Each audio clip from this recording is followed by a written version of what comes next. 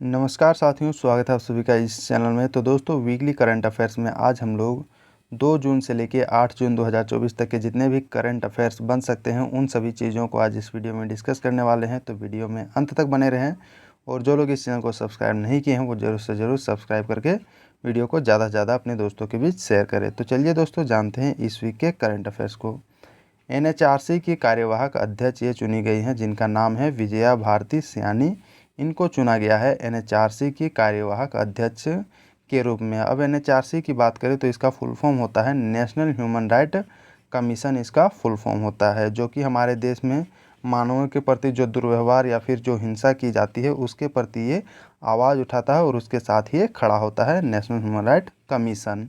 और इसके पूर्व अध्यक्ष की बात करें तो ये न्यायमूर्ति अरुण कुमार मिश्रा जी ये नेशनल ह्यूमन राइट्स कमीशन के पूर्व अध्यक्ष के रूप में ये थे। इनके रिटायरमेंट के बाद अब ये विजया भारती सयानी जी को नियुक्त किया गया है कार्यवाहक अध्यक्ष के रूप में।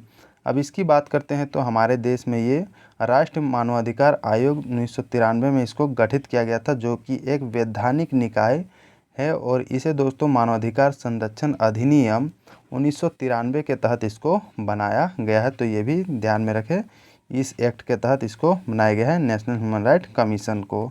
अब इसका आदर्श वाक्य जो है ये सर्वे भवन्तु सुखिनः, इसका आदर्श वाक्य है NHRC की। तो ये इतनी सारी चीज़ें हैं जो इससे रिलेटेड है। अब चलिए बढ़ते हैं अगले करेंट अफेयर की ओर।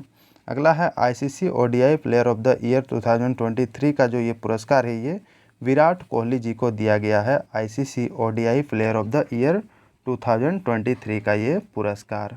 अब इससे पहले भी इनको काफ़ी सारे पुरस्कार मिल चुके हैं, जैसे कि 2013 में इनको अर्जुन पुरस्कार दिया गया था, 2017 में पद्मश्री पुरस्कार और 2018 में खेल रत्न पुरस्कार से इनको नवाजा जा चुका है। तो इनका नाम ध्यान में रखें। हालांकि इनको सभी को जानते होंगे, जितने भी क्रिकेट के फ़ैन होंगे और नहीं भी होंगे उन सभी के मन में ये तो होगा ही विराट कोहली से रिलेटेड। तो चलिए बढ़ते हैं अगले करंट अफेयर की ओर।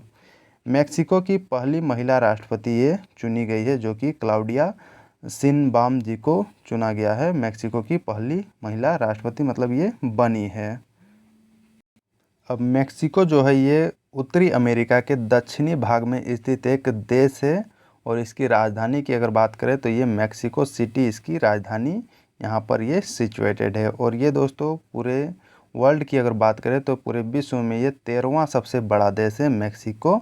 तो ये ध्यान में रखें। इसको मैप में देख लेते हैं, ये इधर आपको दिख जाएगा, ये नॉर्थ अमेरिका और ये है मैक्सिको और इसकी कैपिटल मैक्सिको सिटी यहाँ पर लोकेटेड है। और इसके जो बॉर्डर कंट्रीज़ हैं, इधर USA टच करता है और इधर आपको देखने को मिलेगा बेलीज और ये ग्वाटेमाला से इसका बॉर्डर शेयर होता है। और गल्फ ऑफ मैक्सिको इससे जस्ट सटा हुआ है और ये नॉर्थ पैसिफिक ओशन से भी ये टच करता हुआ ये एक कंट्री है। तो इसका नाम ध्यान में रखें, मैक्सिको। नेक्स्ट बढ़ते हैं।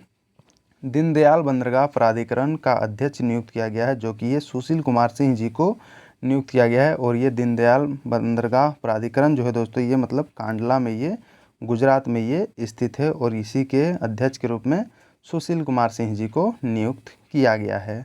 और ये जो सुशील कुमार सिंह जी हैं ये 1993 बैच के भारतीय रेलवे मैकेनिकल इंजीनियरिंग सेवा के ये अधिकारी ये रह चुके हैं जिनको नियुक्त किया गया है। और सुशील कुमार सिंह जी जो हैं ये SK मेहता के स्थान पे ये नियुक्त किए गए हैं। मतलब इससे पहले जो है ये SK मेहता जी दीनदयाल बंदरगाह प्राधिकरण के ये अध्यक्ष रह चुके हैं। अब चलिए नेक्स्ट बढ़ते हैं। अगला जो करंट अफेयर है, ताइवान एथलेटिक्स ओपन 2024 का ये आयोजन किया गया था, जिसमें हमारे देश के जो प्लेयर हैं उन सभी के द्वारा जो कुछ पदक जीते गए हैं उन सभी को जान लेते हैं। तो दोस्तों, पुरुषों की भाला फेंक स्पर्धा में मनु जी के द्वारा 81.58 मीटर की सर्वश्रेष्ठ प्रयास के साथ इनके द्वारा स्वर्ण पदक जीता गया है। और महिलाओं की 100 मीटर बाधा दौड़ में नित्या रामराज जी के द्वारा ये 13.23 सेकंड में ये रजत पदक इनके द्वारा जीता गया है। अंकेश चौधरी जी के द्वारा स्वर्ण पदक जीता गया है और नयना जेम्स जी के द्वारा स्वर्ण पदक जीता गया है। तो ये सभी जो प्लेयर हैं जो ताइवान एथलेटिक्स ओपन 2024 में ये हमारे देश के लिए ये मेडल जीत के ये आए हैं, तो इनका नाम ध्यान में रखें। नेक्स्ट बढ़ते हैं।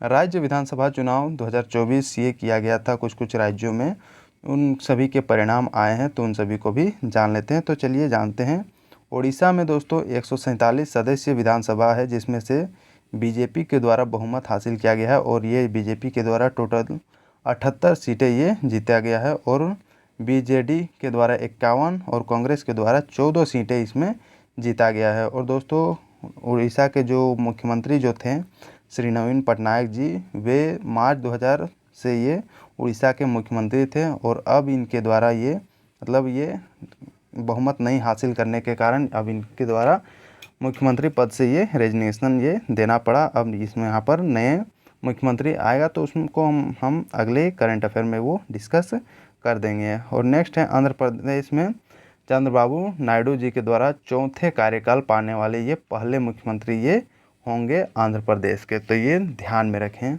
तो नवीन पटनायक जी एक काफ़ी अच्छे व्यक्तित्व थे जिनके द्वारा उड़ीसा में काफ़ी अच्छे काम किए गए, डेवलपमेंट किए गए। हालांकि ये हार उड़ीसा नवीन पटनायक जी का नहीं, बाकी वहाँ के जितने भी चाहने वाले लोग होंगे उन सभी के ये सेटबैक है, जो दुखी का ये कह सकते हैं। तो ये ध्यान में रखें, हालांकि ये सभी चुनाव वगैरह तो चलते रहते हैं। नेक्स्ट बढ़ते हैं, अगला जो है सिक्किम और अरुणाचल प्रदेश में भी ये घोषित किया गया है चुनाव के परिणाम। तो चलिए जानते हैं। अरुणाचल प्रदेश में कुल जो सीटें हैं विधानसभा की ये 60 सीटें हैं, जिसमें भाजपा के द्वारा 46 सीटें जीता गया है, एनपीपी के द्वारा 5 सीटें, एनसीपी के 3 सीटें, पीपीए के 2 सीटें, कांग्रेस ने 1 और निर्दलीय जो लोग खड़े हुए थे उन सभी के द्वारा 3 सीटें अरुणाचल प्रदेश में जीती गई है। और सिक्किम में भी चुनाव हुआ था, तो इसमें दोस्तों सिक्किम की जो सत्तारूढ़ पार्टी है सिक्किम क्रांतिकारी मोर्चा, इनके द्वारा 32 में से 31 सीटें जीतकर ये ये शानदार जीत कह सकते हैं इनके द्वारा हासिल किया गया है और इन्हीं का ये अब यहाँ पर सीएम मुख्यमंत्री पद ये मुख्यमंत्री में ये खड़े होंगे, अपना जो सरकार बनाएंगे। तो ये देखेंगे आगे आने वाले करंट अफेयर में, तो बने रहें। और दोस्तों जितने भी लोग हैं जिनका आने वाले 6 महीना, 3 महीना या फिर 2 महीना के अंतर्गत एग्ज़ाम होगा और जिन सभी को ऐसा लगता है कि करंट अफेयर में अभी तक कुछ नहीं पढ़े हैं, तो मेरे जितने भी वीकली करंट अफेयर्स हैं लास्ट 6 मंथ का आप देख के आप जा सकते हैं। वहाँ से आपको डायरेक्ट हुबहू प्रश्न यहाँ से आपको देखने को मिलेंगे। तो दोस्तों ऐसे ही पूरे डिटेल में यहाँ पर एक्सप्लेन किया जाता है। अब चलिए नेक्स्ट बढ़ते हैं। द्विसदनीय विधायिका राज्य जो है दोस्तों हमारे देश में टोटल 6 राज्य ऐसे हैं जहाँ पर बाईकैमरलिज्म लेजिस्लेशन यहाँ पर है। और ये सभी राज्य हैं, जैसे बिहार हो गया, उत्तर प्रदेश, कर्नाटक, महाराष्ट्र, तेलंगाना, आंध्र प्रदेश, ये टोटल 6 राज्य हैं जहाँ पर द्विसदनीय विधायिका यहाँ पर होती है, जहाँ पर विधान परिषद और विधानसभा ये दोनों यहाँ पर है। जिस तरह सेंटर में लोकसभा और राज्यसभा है, उसी तरह राज्यों में इस तरह का जो है विधान परिषद और विधानसभा यहाँ पर है। और ये हमारे देश के टोटल 6 राज्यों में ये देखने को मिलता है। हालांकि पहले 7 राज्यों में था, जम्मू कश्मीर में भी था बाईकैमरलिज्म, लेकिन वहाँ पर जो उसको यूनियन टेरिटरी में बदल दिया गया तो वहाँ पर वो हट गया है। तो ये ध्यान में रखें। इसको मैप में आप एक बार देख सकते हैं। ये है उत्तर प्रदेश, बिहार, महाराष्ट्र, तेलंगाना, आंध्र प्रदेश, कर्नाटका, इन सभी राज्यों में जो है द्विसदनीय विधायिका यहाँ पर देखने को मिलती है। और पहले जम्मू कश्मीर में था, तो इसको तोड़ के यूनियन टेरिटरी केंद्र शासित प्रदेश बना दिया गया है, जम्मू कश्मीर और लद्दाख को अलग करके। तो यहाँ पर ये बाईकैमरलिज्म का जो लेजिस्लेशन है वो यहाँ पर हट गया है। तो चलिए नेक्स्ट बढ़ते हैं। भारत में मलेशिया का नया उच्चायुक्त ये नियुक्त किया गया है, जो कि ये मुजफ्फर शाह मुस्तफ़ा जी को नियुक्त किया गया है। मलेशिया का नया उच्चायुक्त के रूप में हमारे देश में नियुक्त किया गया है। अब मलेशिया की बात करते हैं। मलेशिया और हमारे देश के बीच जो द्विपक्षीय संबंध जो है दोस्तों ये 1957 में ये स्थापित किए गए थे और 2011 में दोस्तों मलेशिया भारत व्यापार आर्थिक सहयोग समझौता पे ये हस्ताक्षर किया गया था। तो ये सभी चीज़ें भी है जो मलेशिया से ये रिलेटेड है। नेक्स्ट बढ़ते हैं। सामोआ की स्वतंत्रता की 62वीं वर्षगांठ ये मनाया गया और ये मनाया गया 1 जून को ये मनाया गया है। सामोआ की स्वतंत्रता की 62वीं वर्षगांठ 62वीं साल जो है ये जीत का ये सालगिरह ये मना रहे हैं। और इनको दोस्तों 1 जनवरी 1962 को पश्चिमी सामोआ जो है ये न्यूजीलैंड से ये स्वतंत्रता ये प्राप्त किया था। और उस टाइम से अब ये 62वां ये वर्षगांठ ये इनके द्वारा मनाया गया है, जो कि ये 1 जून को इनके द्वारा ये मनाया जाता है सामोआ के द्वारा। अब सामोआ कैपिटल जो है, इसको ये जो देश है इसके बारे में जान लेते हैं। इसकी कैपिटल अपिया में ये सिचुएटेड है। यहाँ की मुद्रा जो चलती है ये सामोआ ताला यहाँ की मुद्रा चलती है, और यहाँ की ऑफिशियल लैंग्वेज जो है ये सामोअन, और अंग्रेजी यहाँ की ऑफिशियल लैंग्वेज है। और ये जो आइलैंड कंट्री है ये लोकेटेड है ये ओशियानिया महाद्वीप में ये लोकेटेड है। और यहाँ के अभी प्रेजेंट में अगर प्रधानमंत्री की बात करें तो ये फियामे नाओमी माताफा यहाँ के अभी प्रधानमंत्री है सामोआ के, तो ये ध्यान में रखें। अब इसको मैप में देख लेते हैं। ये है सामोआ जो कि साउथ पैसिफिक ओशन में ये सिचुएटेड है, और इसकी कैपिटल ये अपिया में ये सिचुएटेड यहाँ पर देखने को मिलती है। इसके कोई भी जो लैंड बॉर्डर शेयर करने वाले कोई भी देश इसके नहीं है, ये ध्यान में रखें। ये पैसिफिक ओशन से ये घिरा हुआ ये एक आइलैंड कंट्री है, मतलब द्वीपीय देश है ये। नेक्स्ट बढ़ते हैं। नेल्सन मंडेला पुरस्कार 2024 की ये घोषणा की गई है, जिसमें दोस्तों बेंगलुरु के राष्ट्रीय मानसिक स्वास्थ्य एवं तंत्रिका विज्ञान संस्थान को ये दिया गया है नेल्सन मंडेला पुरस्कार 2024 का ये जो पुरस्कार है।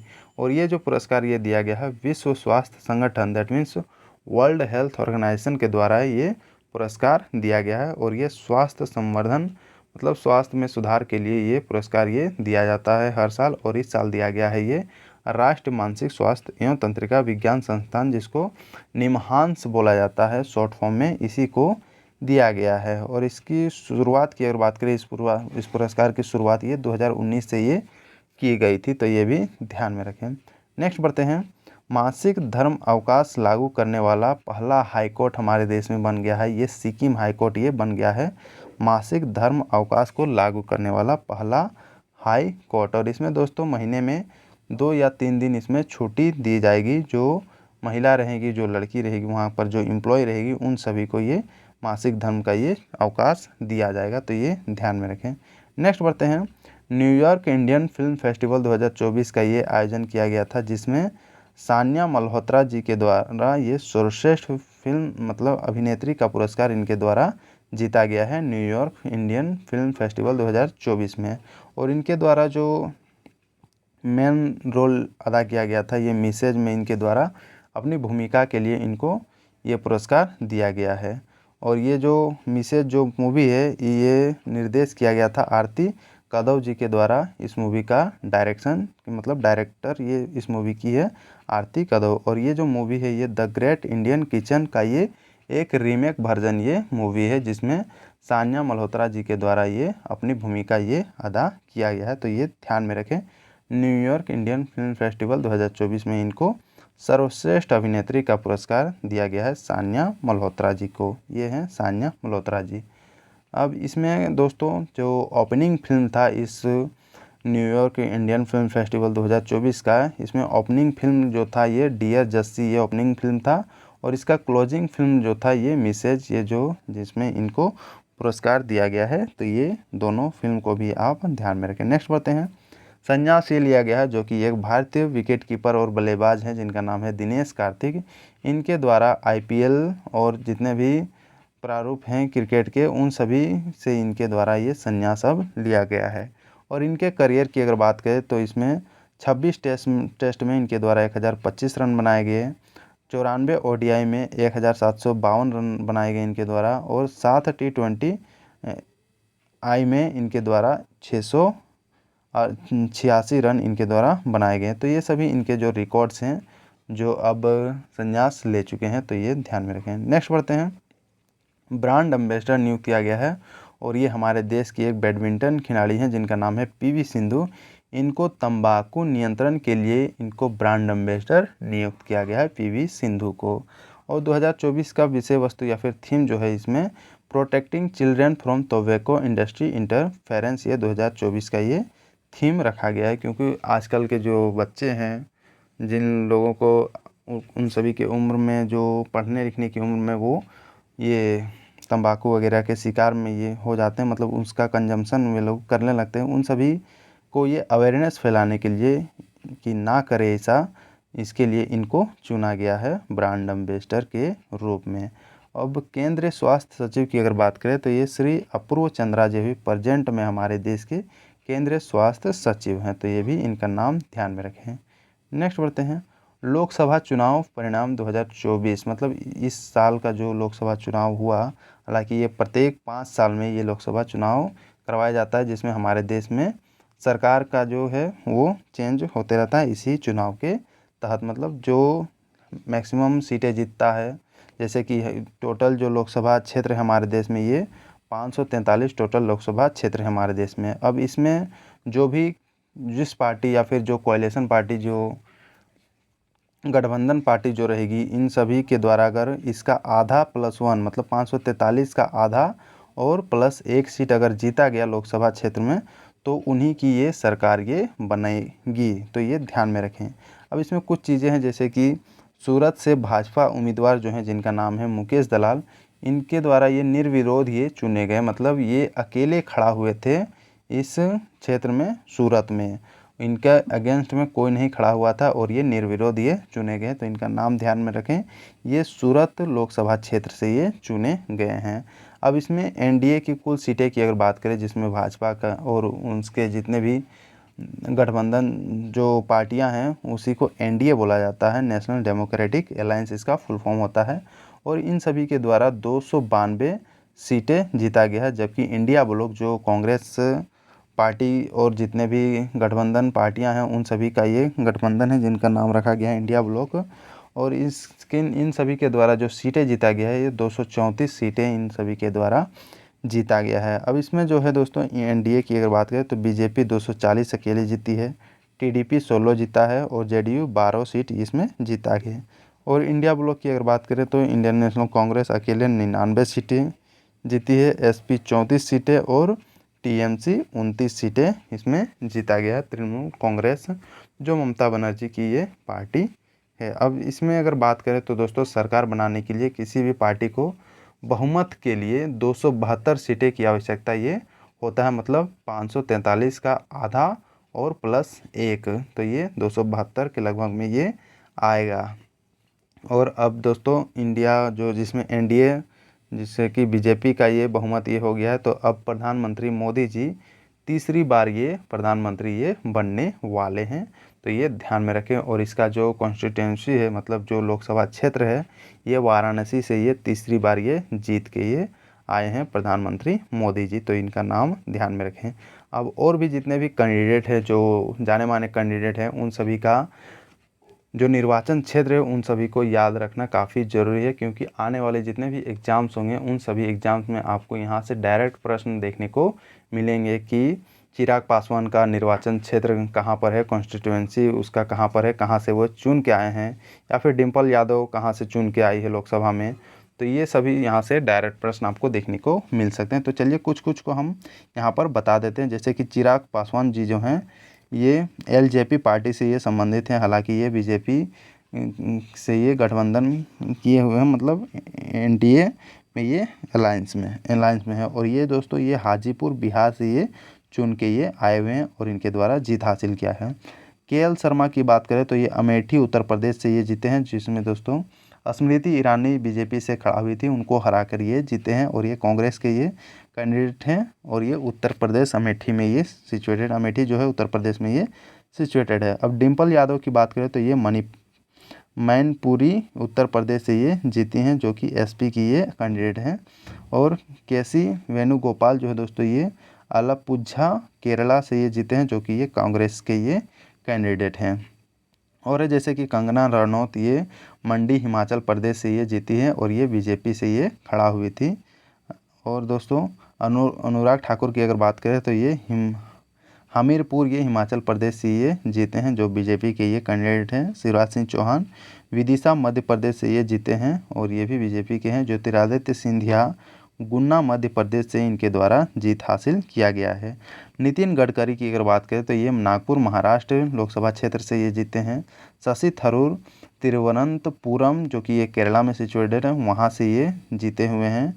अमित शाह ये गांधीनगर गुजरात से ये जीते हुए हैं, काफ़ी ज़्यादा मतलब वोटों संख्या से ये जीते हैं। और राहुल गांधी की बात करें तो ये कांग्रेस पार्टी से बिलोंग करते हैं और इनके द्वारा 2 लोकसभा क्षेत्र से ये जीत हासिल किया गया है। और ये एक है वायनाड केरला से इनके द्वारा जीता गया है, और दूसरा रायबरेली यूपी से इनके द्वारा, मतलब 2 लोकसभा क्षेत्र से ये राहुल गांधी इस बार जीत के आए हैं, जिनको बहुत सारे लोग इनको मजाक उड़ाते हैं पप्पू पप्पू कह के, हालांकि ये सभी नहीं करना चाहिए। तो ये इस बार 2 लोकसभा क्षेत्र से ये जीते हैं, तो ये ध्यान में रखें। आने वाले दिनों में हो सकता है ये हमारे देश के प्रधानमंत्री भी बन सकते हैं। नेक्स्ट बढ़ते हैं। महुआ मोइत्रा जो हैं ये टीएमसी से बिलोंग करती हैं, और ये कृष्णा नगर वेस्ट बंगाल से ये जीती हैं। और गणपति पी राजकुमार जो जीते हैं ये कोयम्बटूर तमिलनाडु से इनके द्वारा जीता गया। हालांकि ऐसे ही मैंने जितने भी जो मतलब जो फेमस हस्तियां हैं उन सभी को मैंने इसमें डाल दिया है। बाकी आप इसको एक बार खुद से आप देख लें, पीडीएफ आपको यहाँ टेलीग्राम ग्रुप में आपको मिल जाएगा, और टेलीग्राम ग्रुप का लिंक आपको दोस्तों डिस्क्रिप्शन बॉक्स में मिल जाएगा। तो वहाँ से आप इसको डाउनलोड करके आप एक बार अपने से इसको एक बार 2 बार देख लें, ताकि आपको समझ में आ जाएगा, और आने वाले एग्ज़ाम में आपको ये दिक्कत ना हो कि कौन सा कैंडिडेट कहाँ से, अगर वैसा पूछा जाए एक क्वेश्चन तो हमको यहाँ से लग रहा है कि ये क्वेश्चन यहाँ से बन सकता है, तो यहाँ से आप इम्पोर्टेंट टॉपिक इसको मान सकते हैं। नेक्स्ट बढ़ते हैं।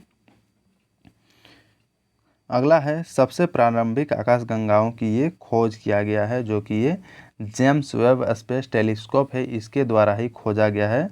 2 आकाशगंगाओं की ये खोज किया गया है, और इसका नाम रखा गया है JADES GSZ14-0, ये एक का नाम रखा गया है, और दूसरे का नाम रखा गया है JADES GSZ14-1, ये इसका नाम रखा गया है। तो ये नाम ध्यान में रखें, और यहाँ से प्रश्न हो सकता है इस तरफ पूछा जाए, ये आपको नाम दे देगा और ऑप्शन में दे दिया जाए कि ये क्या है।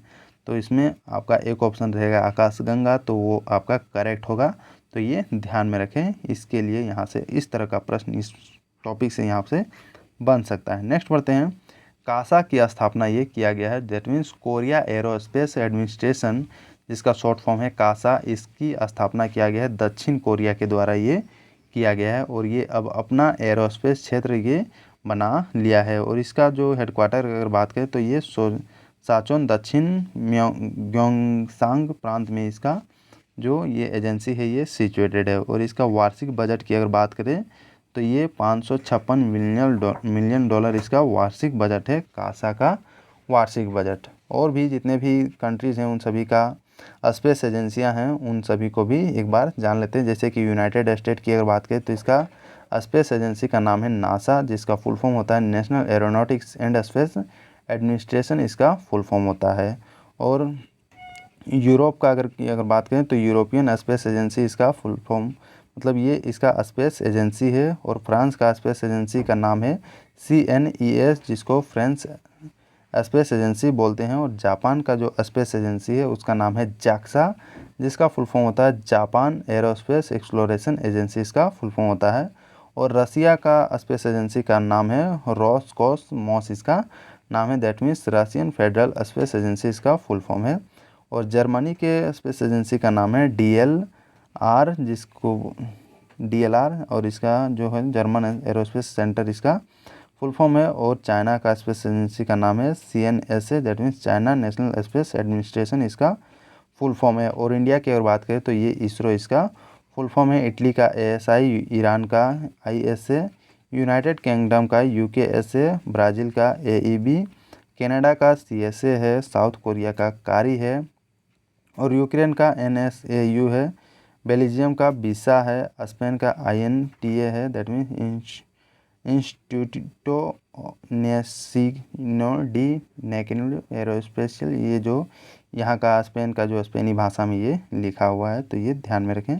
और पाकिस्तान के स्पेस एजेंसी का अगर बात करें तो इसका है सुपारको, इसका नाम है पाकिस्तान का, जिसका फुल फॉर्म की अगर बात करें तो ये space and upper atmosphere research commission, इसका फुल फॉर्म होता है पाकिस्तान के जो स्पेस एजेंसी है। तो ये सभी चीज़ें हैं डिफरेंट कंट्री के जो स्पेस एजेंसियाँ हैं उसको मैंने इसमें डिस्कस कर दिया। हालांकि दोस्तों विभिन्न एग्जामों में यहाँ से भी प्रश्न पूछे गए हैं, तो ये ध्यान में रखें। नेक्स्ट बढ़ते हैं। गुडलेपा हल्लीकेरी पुरस्कार 2024 का ये घोषणा किया गया है, जिसमें वरिष्ठ लेखक हैं जिनका नाम है सिद्धलिंग पतन सेट्टी, इनके द्वारा ये जीता गया है गुडलेपा हेलिकेरी पुरस्कार 2024 का ये जो पुरस्कार है। और ये जो पुरस्कार है इस बार जो दिया गया इनको, ये 19वां पुरस्कार है, जो कि ये दोस्तों गुडलेपा हेलिकेरी की जयंती के उपलक्ष्य में ये प्रदान किया जाता है। और इसमें जो राशि दिया जाता है ये 25,000 रुपये की राशि दिया जाता है इस पुरस्कार में, और एक स्मृति चिन्ह इसमें दिया जाता है जो इनको अब हासिल होगा। नेक्स्ट बढ़ते हैं, अरुण 3 जल विद्युत परियोजना। और ये दोस्तों नेपाल के प्रधानमंत्री पुष्पकमल दहल प्रचंड जी के द्वारा नेपाल में इसका उद्घाटन किया गया है, अरुण 3 जल विद्युत परियोजना का। अब नेपाल की बात आ गई तो इसकी राजधानी की अगर बात करें तो ये काठमांडू में स्थित है। यहाँ के अभी प्रेजेंट में राष्ट्रपति जो है ये रामचंद्र पौडेल, ये भी प्रेजेंट में राष्ट्रपति है नेपाल के। और यहाँ की मुद्रा जो चलती है नेपाली रुपया, यहाँ की मुद्रा है नेपाल की। तो ये सभी चीज़ें हैं जो कि ये हमारा बॉर्डर, मतलब हमारा पड़ोसी देश है, जिसको लोग कह सकते हैं। ये आपको दिख रहा होगा, इंडिया और चाइना के बीच ये नेपाल स्थित है, तो ये ध्यान में रखें। नेक्स्ट बढ़ते हैं, नेशनल स्टॉक एक्सचेंज। और ये न्यूज़ में क्यों है, क्योंकि इसके द्वारा एक दिन में 19.71 बिलियन ऑर्डर के साथ ये विश्व रिकॉर्ड पर ये तोड़ दिया है, तो इसलिए ये न्यूज़ में है। तो चलिए इसके बारे में जान लेते हैं। तो NSE के जो अभी प्रेजेंट में CEO जो है ये आशीष चौहान अभी नेशनल स्टॉक एक्सचेंज के CEO हैं, और इसकी स्थापना 1992 में की गई थी। और इसके अभी प्रेजेंट में अध्यक्ष की बात करें तो ये गिरीश चंद्र चतुर्वेदी जी अभी नेशनल स्टॉक एक्सचेंज के अध्यक्ष है। और इसका अभी प्रेजेंट में ये तो मैंने बता ही दिया, आशीष कुमार चौहान जी अभी CEO हैं नेशनल स्टॉक एक्सचेंज के। तो ये सभी चीज़ें हैं जो NSE से ये रिलेटेड है। नेक्स्ट बढ़ते हैं, वर्ल्ड बैंक। और ये न्यूज़ में क्यों है, क्योंकि हरियाणा सरकार के द्वारा वायु प्रदूषण से निपटने के लिए विश्व बैंक के द्वारा वित्त पोषित 10,000 करोड़ रुपए की परियोजना की ये घोषणा किया गया है हरियाणा सरकार के द्वारा। अब ये वर्ल्ड बैंक जो है दोस्तों, विश्व बैंक जिसको बोलते हैं, इसका मुख्यालय वाशिंगटन DC में ये स्थित है। और इसकी स्थापना जुलाई 1944 में इसकी स्थापना की गई थी वर्ल्ड बैंक की। तो ये चीज़ें हैं जो इससे रिलेटेड है। नेक्स्ट बढ़ते हैं, अब दोस्तों कुछ बेसिक चीज़ें आ गई हैं यहाँ से। बेसिक चीज़ें जैसे कि महत्वपूर्ण वैज्ञानिक माप और उसके उपकरण हैं जो हैं, उन सभी को भी जानना जरूरी है, क्योंकि बेसिक चीज़ों से भी क्वेश्चन पूछ देते हैं, GS में आपको देखने को मिलता है।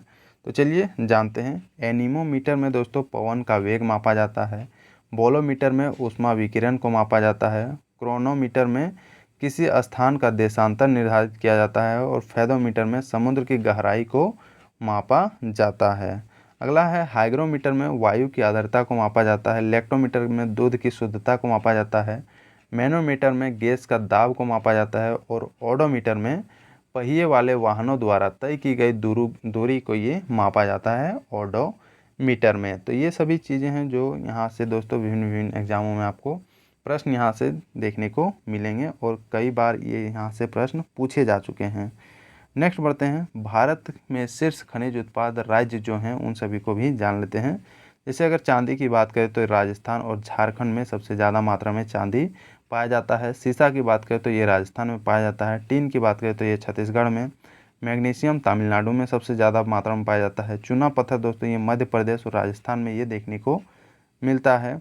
लौह अयस्क की अगर बात करें, आयरन और की अगर बात करें तो ये उड़ीसा, छत्तीसगढ़, कर्नाटक में ये देखने को मिलता है। मैग्नीज मध्य प्रदेश, महाराष्ट्र और उड़ीसा में देखने को मिलता है। बॉक्साइट उड़ीसा और गुजरात में देखने को मिलता है। तांबा की अगर बात करें तो ये मध्य प्रदेश, राजस्थान और झारखंड में ये देखने को मिलता है, मतलब अधिक मात्रा में। सोना की अगर बात करें तो दोस्तों ये बिहार ये फर्स्ट राज्य में ये है सोना उत्पादन में। उसके बाद राजस्थान, कर्नाटक और बंगाल में ये देखने को मिलता है। तो ये सभी चीज़ें हैं जो भारत में जो शीर्ष खनिज उत्पादन जो राज्य हैं उन सभी को मैंने इसमें डिस्कस कर दिया। अगला जो टॉपिक है विटामिन के वैज्ञानिक नाम। और यहाँ दोस्तों ये काफ़ी वेरी इंपॉर्टेंट टॉपिक है। यहाँ से आपको कोई भी एग्ज़ाम हो वहाँ पे आपको एक क्वेश्चन देखने को मिलते हैं इस टॉपिक से। तो चलिए जानते हैं। विटामिन A का अगर वैज्ञानिक नाम की बात करें तो इसका वैज्ञानिक नाम है रेटिनॉल, और इसके कमी से रतौंधी नामक ये बीमारी होती है, तो ये भी ध्यान में रखें। विटामिन B1 का वैज्ञानिक नाम थायमिन होता है। विटामिन B2 का वैज्ञानिक नाम राइबोफ्लेविन होता है। विटामिन B3 का वैज्ञानिक नाम नियासिन होता है। विटामिन B5 का वैज्ञानिक नाम है पेंटोथेनिक एसिड और विटामिन B6 को पायरोडॉक्सिन इसका वैज्ञानिक नाम है। विटामिन B7 का वैज्ञानिक नाम बायोटिन है। विटामिन B9 का है फॉलिक एसिड और विटामिन B12 का है कोबलामिन और विटामिन C का जो है वैज्ञानिक नाम ये एस्कॉर्बिक एसिड है।